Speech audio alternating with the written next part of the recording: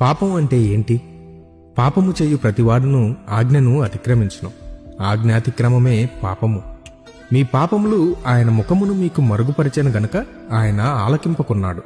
ఎలా అనగా పాపము వలన వచ్చు జీతము మరణము, అయితే దేవుని కృపావరము మన ప్రభు అయిన యేసుక్రీస్తునందు నిత్యజీవము. ప్రతివాడును తన స్వకీయమైన దురాశల చేత ఏడవబడి మరులు కొల్పబడిన వాడై శోధింపబడును. దురాశ గర్భమును ధరించి పాపమును కనగా పాపము పరిపక్వమై మరణమును కనును. మీ అపరాధముల చేతను పాపముల చేతను మీరు చచ్చినవారై ఉండగా ఆయన మిమ్మును క్రీస్తుతో కూడా బ్రతికించెను.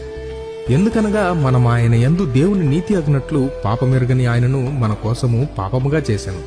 దేవుడు లోకమును ఎంతో ప్రేమించెను కాగా ఆయన తన అద్వితీయ కుమారునిగా పుట్టిన వాని యందు విశ్వాసముంచు ప్రతివాడును నశింపక నిత్యజీవం పొందినట్లు ఆయనను అనుగ్రహించెను. ఆ అజ్ఞాన కాలములను దేవుడు చూచి చూడనట్లుగా ఉండెను. ఇప్పుడైతే అంతటను అందరూ మారు మనసు పొందవలనని మనుషులకు ఆజ్ఞాపించుచున్నాడు.